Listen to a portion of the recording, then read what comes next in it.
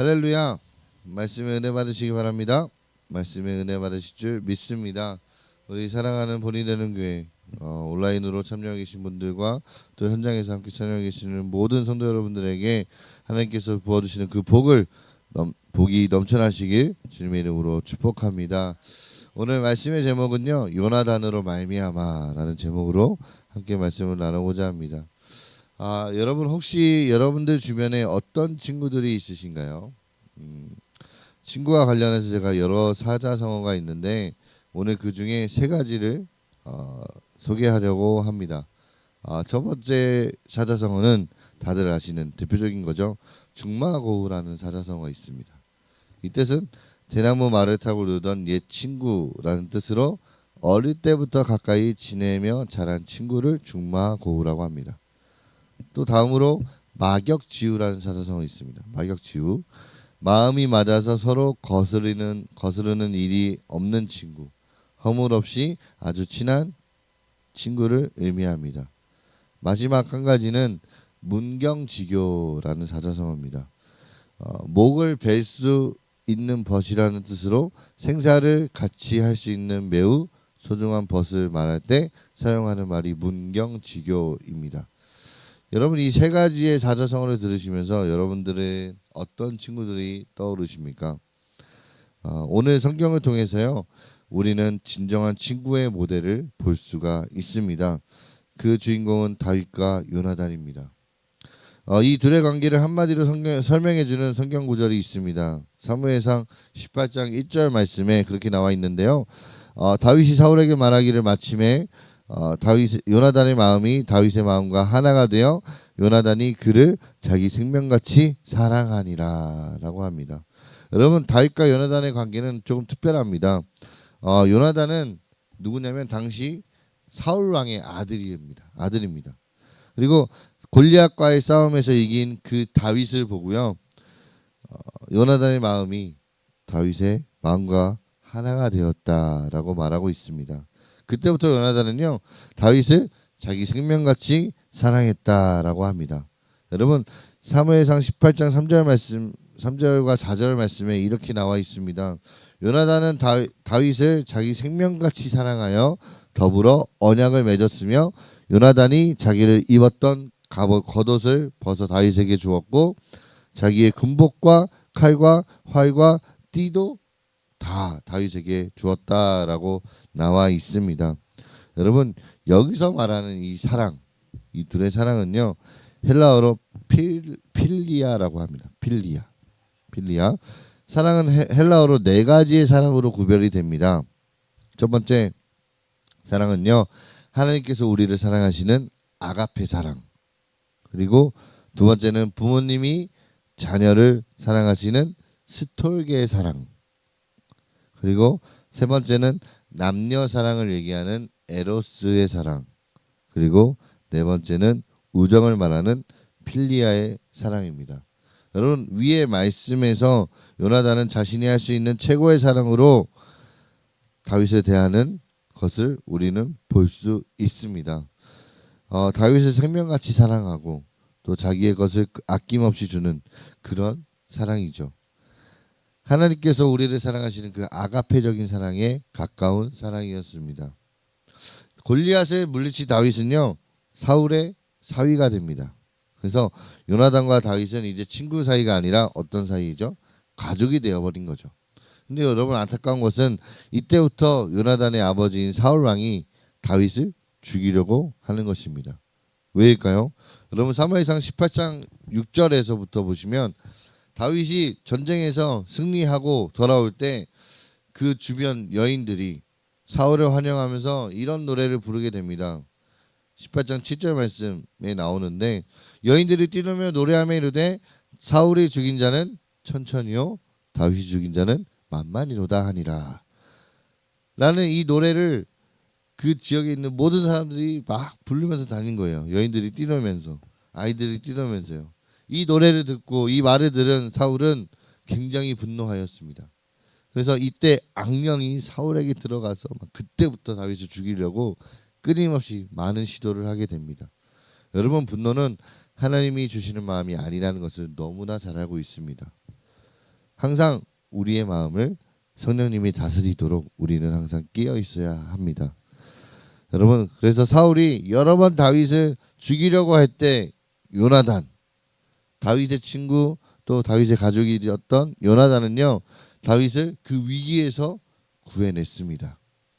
아버지를 설득해서 아버지 다윗이 죽이지 마세요. 아버지 다윗 정말 좋은 애예요.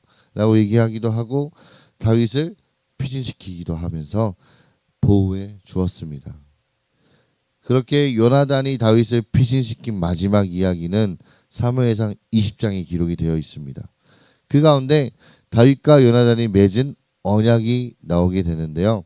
사무엘상 20장 13절 후반절부터 16절까지 보시면 여호와께서 내 아버지와 함께 하신 것 같이 너와 함께 하기를 원하노니 너는 내가 사는 날 동안에 여호와의 인자하심을 내게 베풀어서 나를 죽지 않게 할 뿐만 아니라 여호와께서 너 다윗의 대적들을 지면에서 다 끊어버리신 때에도 너는 나의 인자함을 내 집에서 영원히 끊어버리지 말라 하고 이에 요나단이 다윗의 집과 언약하기를 여호와께서는 다윗의 대적들을 치실지어다 하니라 라고 합니다.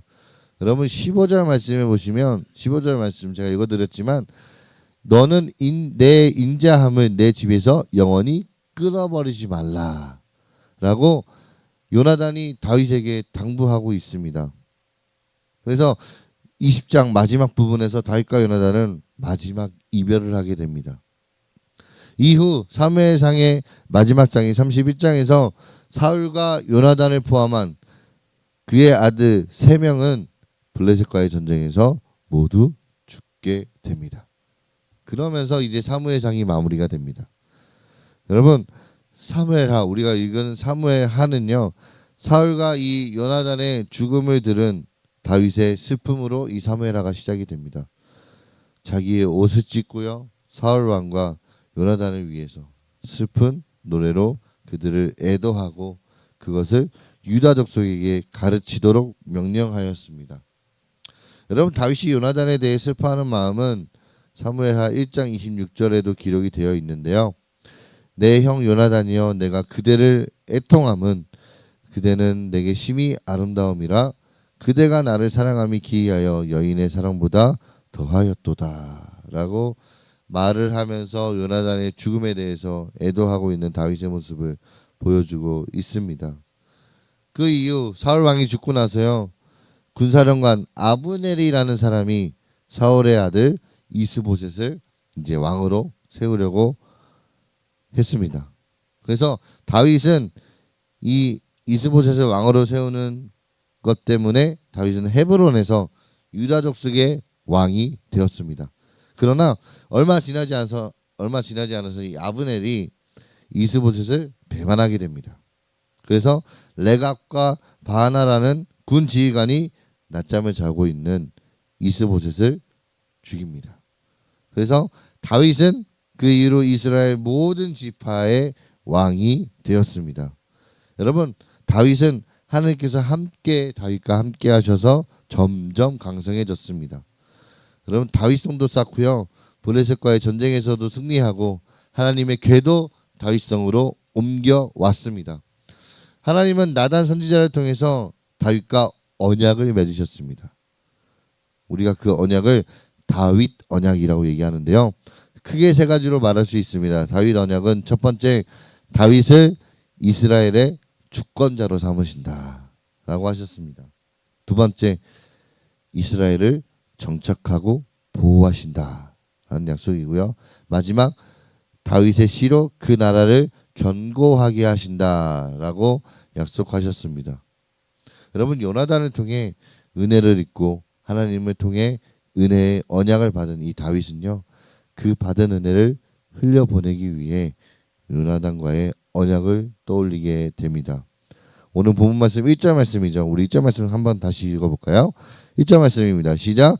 다윗이 이르되 사울의 집에 아직도 남은 사람이 있느냐 내가 요나단으로 말미암아 그 사람에게 은총을 베풀리라 하니라. 아멘. 여러분 제가 아까 사무엘상 20장 15절 말씀을 읽어드렸잖아요. 너는 내 인자함을 내 집에서 영원히 끊어버리지 말라. 여러분, 다윗은 요나단에게 받은 은혜로 인해서 그 가족과 후손에게 은총을 베푸고자 하였습니다. 근데 마침 요나단의 아들인 누구였어요? 무비보셋이 있다는 사실을 전에 듣고 다윗은 무비보셋을 다윗성으로 불렀습니다. 그래서 10절 말씀에 무비보셋에게 다윗이 이렇게 얘기합니다. 무서워하지 말라. 내가 반드시 내 아버지 요나단으로 말미암아 내게 은총을 베풀리라.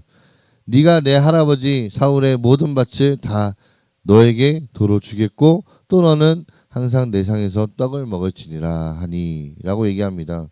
여러분, 무비보셋을 부른 다윗은요, 두 가지를 이야기했습니다. 첫 번째, 할아버지 사울에게 받은 땅을 다 돌려주겠다라는 첫 번째 약속과 또 두 번째 이야기는 다윗과 같이 왕의 상에서 같이 식사를 하자는 것이었습니다. 이 말을 들은 무비보셋은 이렇게 얘기합니다. 8절에 이 종이 무엇이기에 왕께서 죽은 개 같은 나를 돌아보시나이까 라고 얘기합니다. 여러분, 여기서 보시게 되면 좀 표현이 거치긴 하지만 무비보셋은 자기를 아주 철저하게 낮췄습니다. 이미 실패한 왕 사울의 손자인데다가 다리를 저기까지 했기 때문에 스스로를 뭐라고 얘기해요? 죽은 개라고 표현했습니다. 다윗은 무엇 때문에 이 무비보셋에게 은총을 베풀었을까요?